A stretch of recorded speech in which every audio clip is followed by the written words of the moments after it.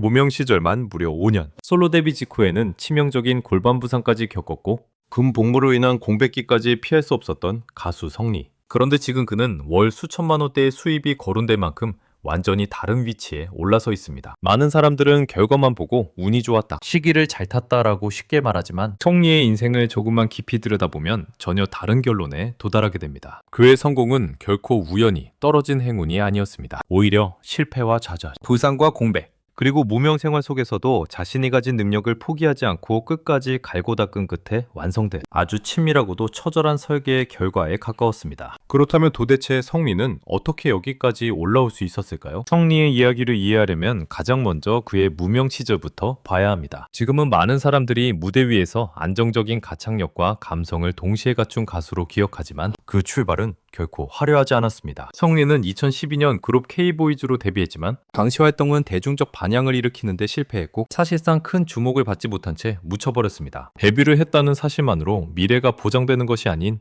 연예계에서 첫 출발의 실패는 한 사람의 인생 전체를 흔들 수 있는 충격이 됩니다. 특히 한창 꿈을 품고 무대에 올랐던 청년에게 아무도 나를 기억하지 않는다는 현실은 단순한 좌절을 넘어 존재 자체에 대한 의심으로 이어지기 쉽습니다. 실제로 많은 아이돌 지망생들과 신인 가수들이 첫 실패 이후 업계를 떠나는 이유도 바로 여기에 있습니다. 하지만 성리는 여기서 무너지지 않았습니다. 오히려 이 실패 이후의 시간이 그의 진짜 본체를 만들어내는 과정이 되었습니다. 그가 견뎌낸 5년 2개월의 무명 생활은 단순히 버텼다는 말로는 설명이 부족할 정도로 혹독했습니다. 경제적으로도 불안정했고 가수로서 대중 앞에 설 기회도 제한적이었습니다. 그러나 중요한 것은 그 시간 동안 성리가 음악을 포기하지 않았다는 점입니다. 더 놀라운 사실은 그가 생계를 유지하는 동시에 음악과의 끈을 놓지 않기 위해 보컬 트레이너로 활동했다는 점입니다. 이것은 대단히 중요한 의미를 가집니다. 보컬 트레이너는 단순히 노래를 잘하는 사람만 할 수 있는 일이 아닙니다.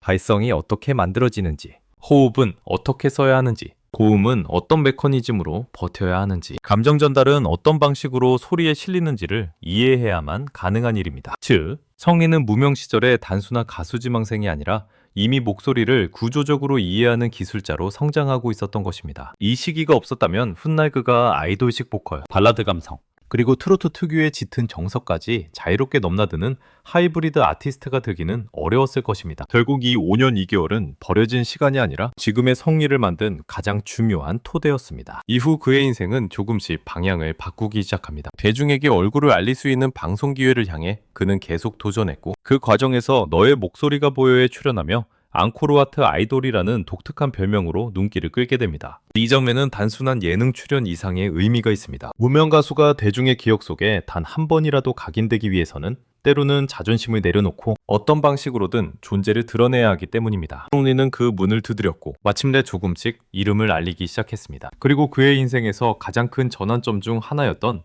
프로듀스 100일 시즌2에 출연하게 됩니다. 이 프로그램은 단순한 오디션이 아니라 전국민적 화제성과 팬덤 형성력을 가진 거대한 플랫폼이었습니다.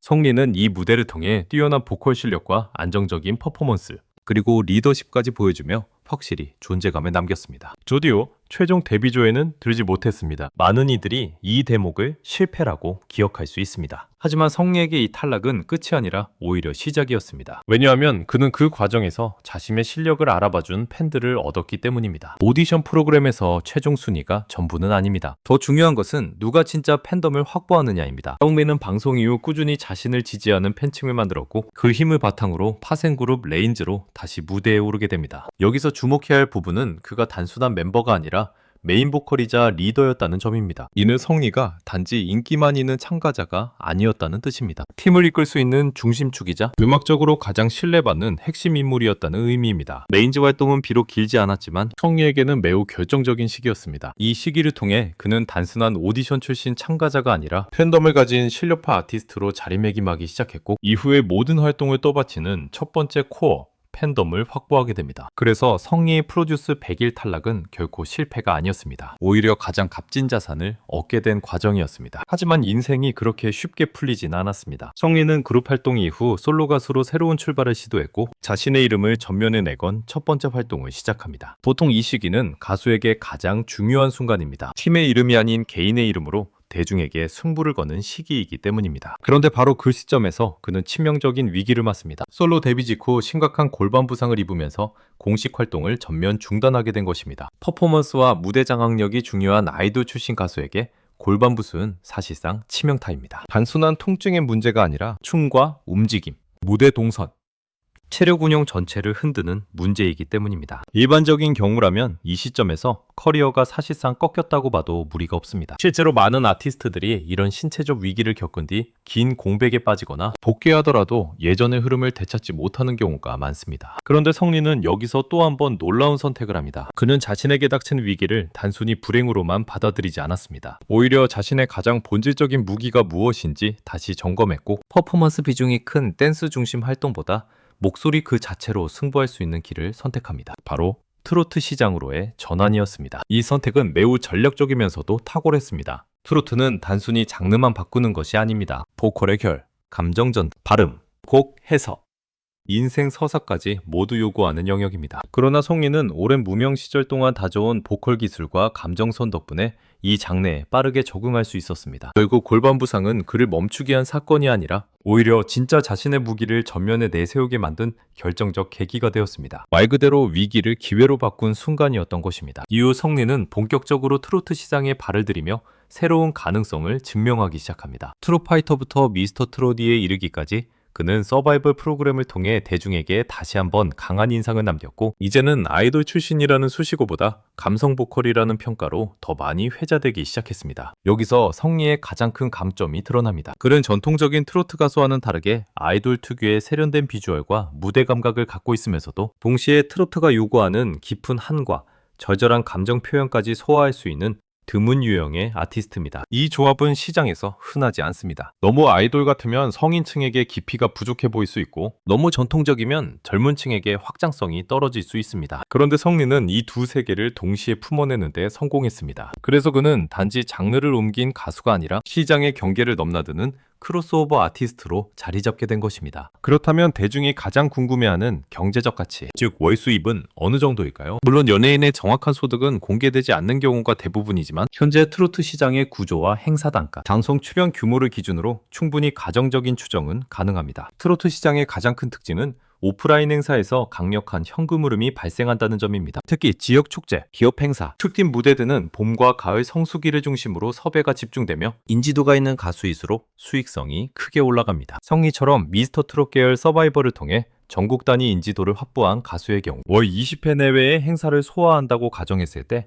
회당 평균 800만 원 수준만 잡아도 월 1억 6천만 원 정도의 매출이 가능합니다. 물론 이 금액이 그대로 개인 수입이 되는 것은 아닙니다. 소속사 분배, 현장 진행비, 스타일링 비용, 세금 등을 공제해야 하기 때문입니다. 하지만 행사만으로도 상당한 현금 흐름이 발생하는 구조라는 점은 분명합니다. 여기에 방송 출연료가 더해집니다. 고정 예능이나 게스트 출연, 특집 무대 등을 통해 월 1천만 원에서 1,500만 원 안팎의 추가 수입이 형성될 가능성이 있습니다. 또한 과거 그룹 활동과 솔로 활동에서 나온 음원 수익, 유튜브 채널 운영 수익, 팬미팅이나 굿즈 등 팬덤 기반 수익까지 합치면 성리의 수익 구조는 생각보다 훨씬 다변화되어 있다고 볼 수 있습니다. 이런 요소들을 모두 종합해보면 현재 성리의 실제 순수 월 수입은 보수적으로 잡아도 5천만 원에서 8천만 원 수준으로 추정해 볼 수 있습니다. 성수기나 특별 활동에 몰리는 시점에는 이보다 더 높은 순수익을 올릴 가능성도 충분합니다. 여기서 중요한 것은 숫자 그 자체보다 구조입니다. 트로트 시장은 아이돌 시장과 달리 앨범 판매에만 의존하지 않고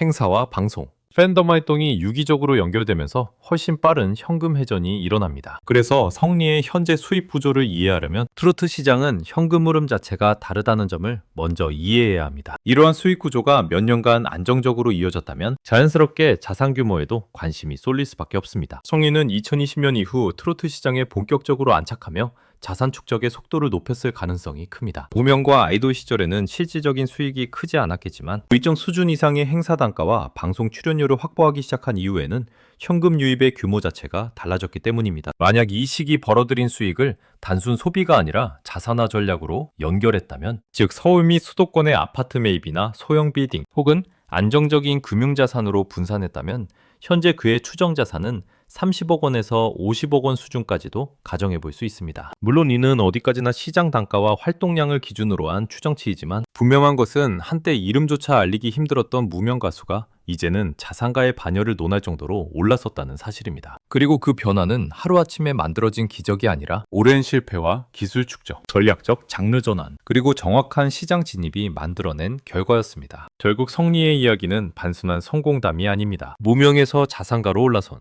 아주 드물고도 강력한 생존의 서사인 것입니다. 성리의 이야기를 여기까지 따라왔다면 이제 우리는 그의 성공을 단순히 돈이나 인기로만 설명할 수 없다는 사실을 자연스럽게 느끼게 됩니다. 그가 끝까지 무너지지 않고 버틸 수 있었던 이유, 그리고 결국 정상까지 올라설 수 있었던 가장 근원적인 동력은 바로 그의 가족, 특히 어머니와 얽힌 깊은 서사에 있었습니다. 성리의 인생에서 가장 큰 전환점이자 동시에 가장 깊은 상처로 남아있는 사건은 아버지의 죽음이었습니다. 그는 아직 인생의 방향을 완전히 잡지 못했던 시기, 한창 예민하고 불안정한 청년기에 아버지를 간암으로 잃게 됩니다. 가장의 부재는 단순히 가족 구성원 하나가 사라지는 일이 아닙니다. 가정의 중심이 무너지고 경제적 기반이 흔들리며 남겨진 가족 모두의 삶이 완전히 다른 궤도로 흘러가게 만드는 거대한 사건입니다. 특히 아직 아무것도 이루지 못한 상태에서 가장을 잃었다는 사실은 성리에게 말로 표현하기 어려운 압박과 책임감을 동시에 안겨주었습니다. 그 이후의 시간은 어머니의 희생으로 이어졌습니다. 어머니는 두 아들을 홀로 키워야 했고 자신의 삶은 사실상 뒤로 미뤄둔 채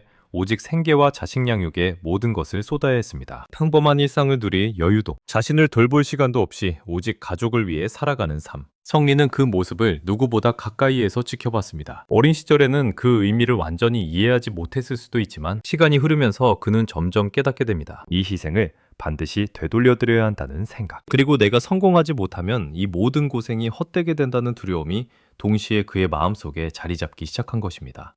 그래서 성리에게 성공은 단순한 선택이 아니었습니다. 그것은 반드시 이루어야 하는 의무에 가까웠습니다. 수차례 오디션에서 탈락하고 무명 생활이 길어지고 심지어 부상으로 모든 것이 멈춰버렸던 순간에도 그가 다시 일어설 수 있었던 이유는 바로 이 다짐 때문이었습니다. 반드시 성공해야 한다. 이 한 문장은 단순한 의지가 아니라 그의 인생을 끝까지 끌고 가는 가장 강력한 엔진이었습니다. 결국 성리의 성공은 개인의 욕망에서 출발한 것이 아니라 가족을 향한 책임과 사랑에서 비롯된 것이었습니다. 그래서 우리는 여기서 분명한 결론에 도달하게 됩니다. 성리의 성공의 진짜 이유는 바로 가족이었습니다. 이러한 감정을 시간이 흐르면서 더욱 구체적인 행동으로 드러나게 됩니다. 그 대표적인 장면이 바로 어머니를 위해 준비한 효도 여행입니다. 이 여행은 단순히 시간을 함께 보내는 이벤트가 아니었습니다. 오히려 과거를 보상하고 어머니가 잃어버린 시간을 되돌려드리기 위한 하나의 상징적인 의식에 가까웠습니다. 성리는 이 여행을 위해 매우 세심하게 준비를 합니다. 먼저 어머니를 전문 메이크업 숍으로 데려가 헤어와 메이크업을 받게 합니다. 평생 가족을 위해 살아오느라 자신을 꾸밀 여유조차 없었던 어머니에게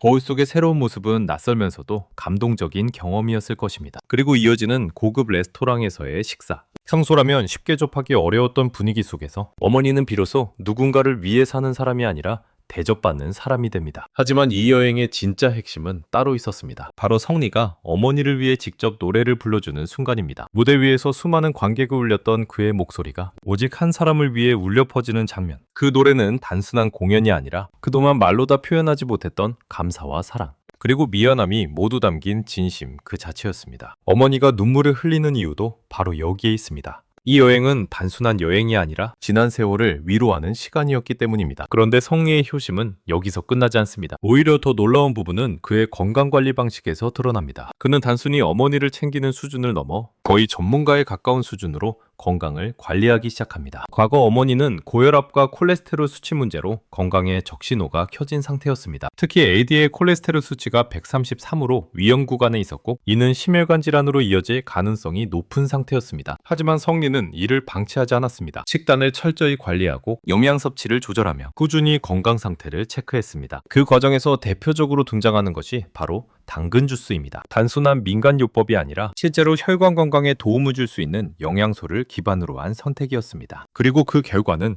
놀라울 정도였습니다. LDL 수치는 133에서 50까지 떨어지며 완전히 안정적인 수준으로 개선되었고 혈압 역시 정상 범위로 돌아왔습니다. 여기서 중요한 것은 단순히 수치의 변화가 아닙니다. 이 장면은 성리의 효심이 감정에만 머무르지 않고 실제 행동과 결과로 이어졌다는 것을 보여줍니다. 말 그대로 그의 효도는 데이터로 증명된 것입니다. 이 정도 수준의 관심과 관리는 단순한 가족 사랑을 넘어 일종의 책임감과 두려움, 그리고 절대 잃고 싶지 않다는 강한 의지가 결합된 결과라고 볼 수 있습니다. 그리고 성리를 단순한 가수 이상으로 만들어주는 또 하나의 요소는 많은 사람들이 잘 모르는 그의 내면적인 경험입니다. 그는 과거 병원에서 매우 충격적인 장면을 목격하게 됩니다. 바로 삶의 끝에 몰린 3명의 자립 청년을 만난 사건이었습니다. 그들은 모두 가족의 보호 없이 살아온 청년들이었고 극단적인 선택의 흔적을 몸에 남긴 채 병원에 누워 있었습니다. 이 장면은 성리에게 큰 충격을 주었습니다. 단순히 안타까움을 느끼는 수준이 아니라 자신의 삶을 다시 돌아보게 만드는 계기가 되었습니다. 그 순간 그는 깨닫습니다.